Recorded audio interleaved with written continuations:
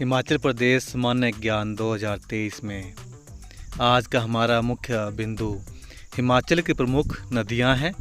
हमने कोशिश की है कि इसमें कम से कम समय में सारे के सारे जो भी टॉपिक हैं वो टच किए हैं। आशा करते हैं आपको इससे लाभ मिलेगा। नमो नमः। आज का हमारा विषय है हिमाचल प्रदेश की प्रमुख नदियां। हम इस वीडियो में विस्तार से अध्ययन करेंगे कि हमारी नदियां कौन कौन सी हैं। मुख्य नदियां रावी, चिनाब, ब्यास, सतलुज और यमुना, यह 5 मुख्य नदियां हैं। इन नदियों के पौराणिक नाम की बात करें तो नंबर 1 रावी, पुरुषानी और इरावती इन पौराणिक नामों से जानी जाती है। 2 चिनाब, चिनाब को अस्किनी इस नाम से भी जाना जाता है। 3 ब्यास, ब्यास को आप अर्जिकिया और विपासन नामों से जानते हैं। 4 सतलुज, सतलुज को सतुद्री और सतद्रु इन नामों से जाना जाता है। यमुना, यमुना को कालिंदी, कालिंद पर्वत के नाम से जाना जाता है। नदियों के उत्पत्ति स्थानीय नदियां कहाँ से निकलती हैं, इसके बारे में एक नज़र डालते हैं। रावी, रावी नदी का उद्गम स्थान बड़ा बंगाल कांगड़ा है। चिनाब, चिनाब नदी की उत्पत्ति चंद्रभागा नदियों के संगम स्थान तांदी लाहौल स्पीति से होता है। ब्यास, ब्यास नदी रोहतांग दर्रा ब्यास कुंड से निकलती है। सतलुज, सतलुज नदी मानसरोवर झील तिब्बत से निकलती है। यमुना, यमुना नदी यमुनोत्री कालिंदी पर्वत से निकलती है। इसके बाद इन नदियों की सहायक नदियां कौन सी हैं, इसके बारे में एक नज़र डालते हैं। रावी नदी की सहायक नदियां हैं बैरा, स्यूल, साल, तांतगिरी, भांदल, बुढ़िल इत्यादि इसकी प्रमुख सहायक नदियां हैं। चिनाब, चिनाब की प्रमुख नदियां चंद्रा और भागा हैं। इसके बाद बात करें ब्यास की, ब्यास की प्रमुख नदियों में से बनेर, बाणगंगा, लूनी, पार्वती, सैंड, तीर्थन और ऊहल प्रमुख सहायक नदियां हैं।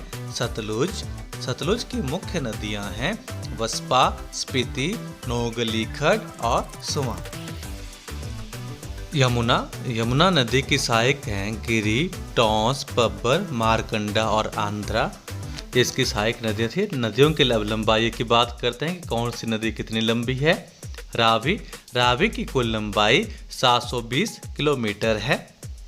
चिनाब, चिनाब नदी की कुल लंबाई की बात करें तो यह 1200 किलोमीटर लंबी है।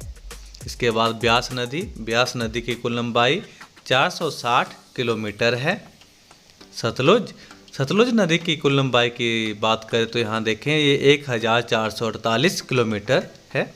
यमुना, यमुना नदी की बात करें इसकी कुल लंबाई 1525 किलोमीटर है। अब नदियों का प्रवाह क्षेत्र कितना है हिमाचल प्रदेश में, इस पर एक नज़र डालते हैं।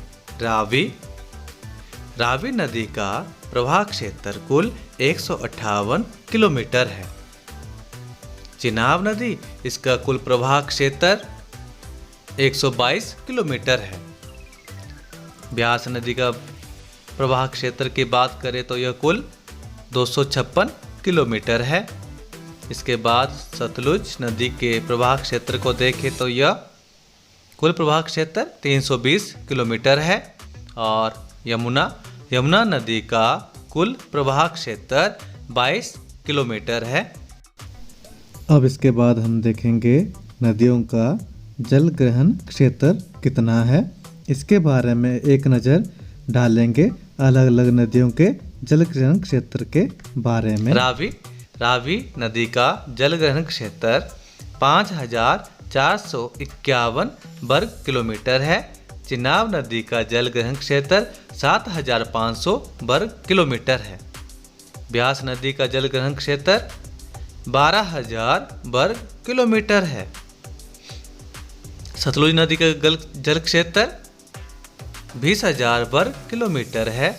और यमुना नदी का जल ग्रहण क्षेत्र 2320 वर्ग किलोमीटर है।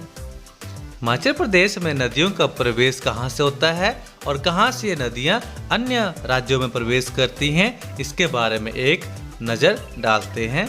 सबसे पहले हम बात करते हैं रावी नदी की। रावी नदी बड़ा भंगाल से निकलकर चंबा के खैरी नामक स्थान से हिमाचल प्रदेश से निकलकर जम्मू में प्रवेश करती है। और इसके बाद बात करते हैं दूसरी नदी चिनाब की। चिनाब नदी तांदी लाहौल स्पीति से निकलकर संसारी नाले में चंबा से हिमाचल प्रदेश को छोड़कर कश्मीर में प्रवेश कर जाती है। तीसरी ब्यास। ब्यास नदी को देखें तो यह कुल्लू, मंडी, हमीरपुर और कांगड़ा में बहती है। कांगड़ा से मुरथल के पास से पंजाब में चली जाती है। सतलुज नदी। सतलुज नदी हिमाचल प्रदेश में यह सिपकी, किन्नौर में प्रवेश करती है और भाखड़ा, बिलासपुर से पंजाब में प्रवेश कर जाती है। यमुना नदी। यमुना नदी की बात करें, यह सिरमौर जिले के खादर माजरी से हिमाचल में प्रवेश करती है और ताजेवाला के निकट इस राज्य को छोड़कर हरियाणा राज्य में प्रवेश कर जाती है।